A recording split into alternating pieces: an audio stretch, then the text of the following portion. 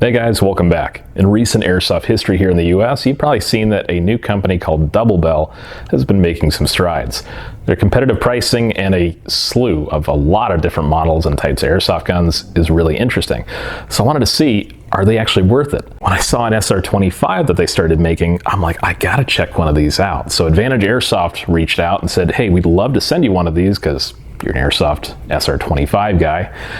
I said, yeah, I'd love to check it out. So thank you, Advantage Airsoft, for grabbing one of these, sending it over, and letting me review it. If you haven't heard of Advantage Airsoft, they're on the east side of Idaho here, so a little ways from me, but not super far, thankfully. They just opened up a new indoor field, which I'm really itching to try one of these days.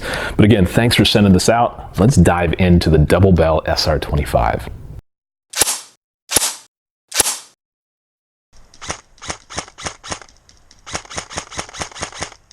The airsoft gun does not come with a whole lot. It's a pretty bare bones package, really basic cardboard box, flip up front and rear sight that you had to attach yourself, and a 470 round high capacity magazine. Now, it's not the greatest magazine in the world. It fed just fine, no issues there. It's got a little winding wheel on the side, didn't have an Allen key or anything with it, so you can quickly wind it if you need to. But the downside for this one is the trapdoor on the top doesn't have a great catch. So when I was running around in the field, this actually would flip open and all the BBs would come spilling out. It was really frustrating. So when I went to grab it out of my pouch, it was half full, which is like, ugh, none of my pouch is full of BBs on top of that.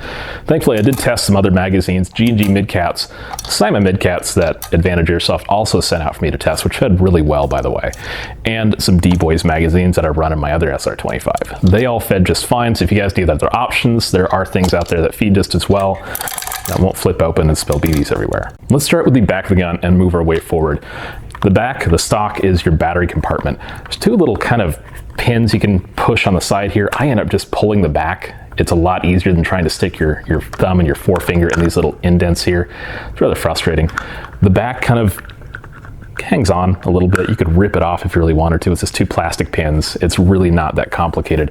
Inside is your battery compartment. It's more or less a buffered tube battery space. You've got a little bit of room in the bottom here for pretty much wiring. It's not really big enough to fit a battery per se, which is unfortunate. I think it's unutilized space that could be done a little bit better. There is a mini type Tamiya connector in here, but even with the stock retracted all the way forward, there's no slack in here. So you end up having to use the wiring on your battery and it'll run all the way into the buffer tube.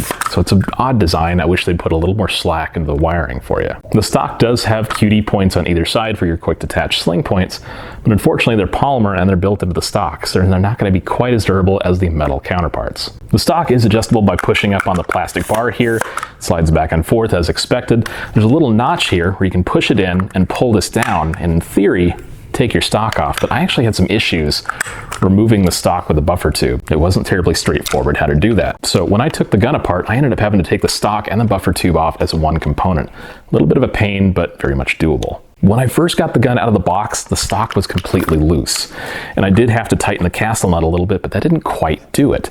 The screw, once screwed into the spring guide in here, just doesn't keep it terribly tight against the gun. So you have to crank the castle nut down. You're kind of hitting some of the last threads on the buffer tube to even keep it reasonably tight. I got it to a decent spot there, but the entire time I was testing it on the field, the stock was loose. The pistol grip is really comfortable. It has a nice rough texture on it.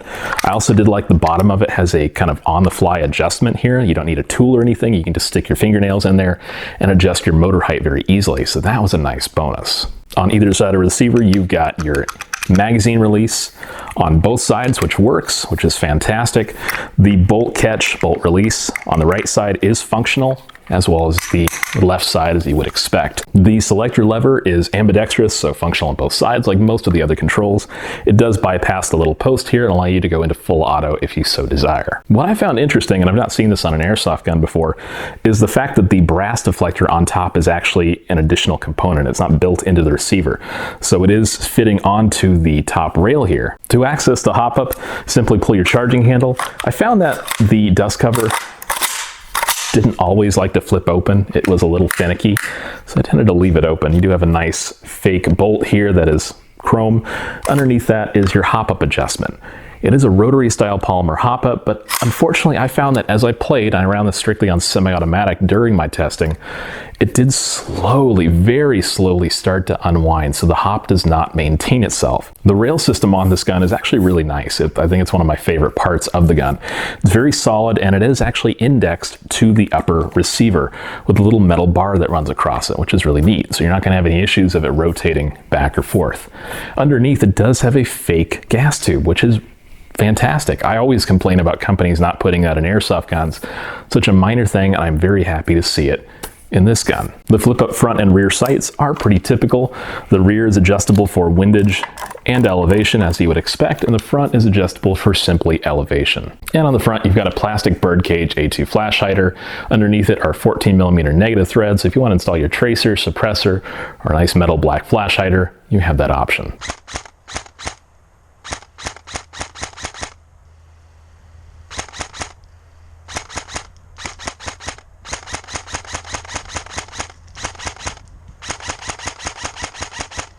The internals of the double barrel SR-25, the motor, hop-up and barrel, and the gearbox. But first, a quick note. It was nice to see that the pistol grip has metal screw inserts for the motor plate. That's a nice bonus. Sometimes those can strip out if they're actually built into the grip and plastic threaded, so nice bonus. The motor's pretty typical, not a whole lot of torque, but it does have a grub screw here so you can remove the pinion fairly easily, and a D-hole type pinion to go along with that. The hop-up chamber is held against the gearbox by a spring that's about 3/4 inch long, so it's a nice amount of pressure. The hop-up chamber is polymer, is a rotary style, and has an indicator here that shows which direction is more hop. The rotation drum itself is held in place just by an O-ring, and it doesn't have a whole lot of tension. There's no clicking or detents or anything along those lines. The barrel the gun comes with is a 509mm brass inner barrel. It's nice to see brass. If I'm going to pick a metal for my inner barrel, it's going to be brass. This one is a 6.02mm. It's listed as being plus or minus 0.01mm, so technically it can be a 6.01 or a 6.03, but they say 6.02 right in the middle there. It is a nice tight bore, but I wouldn't say the groupings are terribly improved by it. They were decent, but nowhere near as good as they could be with a quality tight bore barrel. The spring guide and spring have to be removed to remove the gearbox from the lower receiver. This is kind of similar to some other quick change spring systems from a few other brands, but I cannot guarantee it is compatible. Actually, I'd probably say it is not. It looks different enough that it's more or less proprietary. It does have a metal steel bearing spring guide, so that's really nice. You don't have to swap this out, and to be honest, probably can't with any upgrade parts, so what you get is what you get here. The spring is about an M120. It's a regular pitch all the way through, no irregular portions whatsoever. The gearbox itself is the version 2.5, also known as the SR-25 gearbox. A similar design gearbox, the elongated one like this, comes in models like the A&K SR-25, the Classic Army SR-25, and the G&P SR-25. So this will have a 19-tooth piston instead of a 14-tooth. What I was a little bit disappointed though by is the cylinder. It does come with a longer SR-25 cylinder, but it has a port here, so you're losing all that extra volume that you're probably buying this gun and its gearbox for. This is a regular version 2 cylinder, and you can see that the port here actually makes it so you get less volume than a standard full-size cylinder. It's kind of disappointing, so the first thing I'd pick up is a new cylinder for this gun. First of all, let's look at the compression system here. It does say you have a longer SR-25 style nozzle. It is aluminum. The tappet plate is pretty stiff. Surprising. Usually get some kind of slightly more flexible ones, but this one is surprisingly stiff. Not a bad thing, just different. The cylinder assembly, let's check the compression here. I'm just holding my finger on the nozzle here. The compression's perfect. You get some great bounce back there. No air leakage whatsoever. But when you install the nozzle, which also does have an O-ring there, your seal is still perfect, which is really, really nice to see. On a DMR platform like this, it's exactly what you want, is fantastic compression. So when you don't have to swap any parts out of the box, except the cylinder with this blasted port here, I think you're doing pretty well. The piston is your 19-tooth steel piston, so it is your full-length SR-25 one. It's not anything weirdly shortened down. Your second to the last tooth here is removed, and you get speed cuts along the sides. The piston head is aluminum. It actually has two O-rings, one for stabilizing the piston head in the cylinder, and one for the actual seal. Yeah, I've really not seen that in a stock airsoft gun before, so that's interesting to see. And you do get bearings behind it as well. This is excellent. Really nice to see this from a company. And the cylinder head. Stuck in there pretty well. It's just a plain old polymer cylinder head, single O-ring, but it seals really well, and I wouldn't say you're going to have any problems with that anytime soon. Something I'm not the biggest fan of is in a DMR like this, or a DMR platform per se, it comes with 8mm bearings. Now, these look like they're kind of middle-of-the-road bearings. They're not the cruddiest I've seen. They're not the greatest I've seen. So I'd recommend swapping these out for solid bushings if you're going to go any higher than the speed it's already shooting. The gearbox shell looks surprisingly well reinforced. You get some fairly thick sections on the front and a little bit more so on the top there, which is nice to see. Interestingly, you do have some cuts here next to where the cylinder pokes out of the front of the gearbox. I'm not sure there's really a point to them, it's just something to note, and it's a little bit different. The electrical system is about as plain as it gets. It's your regular old TM style trigger switch, no MOSFET, decent quality wiring, works fine. It's wired to Tamiya. Strongly recommend putting a Deans on there, and being more of a DMR platform, throw some kind of FET in here, whether it be basic or a whole drop-in unit.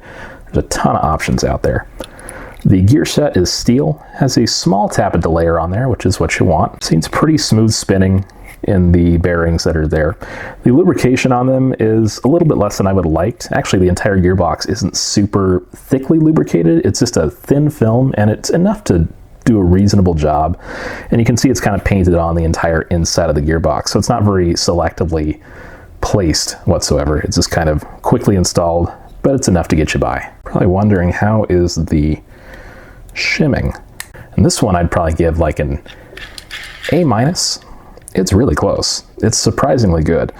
The worst offender here is the spur. Could definitely use an extra shim there, probably on the top, but I have to double check here. Yeah, it's got a little much movement there. It's not awful. It's not like hugely grossly awful, but it's definitely noticeable. Whereas the sector gear, the shimming height on it's perfect. Probably some adjustment to be had, at least on the bevel, definitely the spur. But spinning these gears, I'd be okay with running the stock for a little while. It's really not that bad considering, but definitely some revision to be had. When I reassembled the gun, I noticed that there was a little divot in the cylinder, which seemed a little odd, and it seemed to line up with where the sector gear teeth were rotating.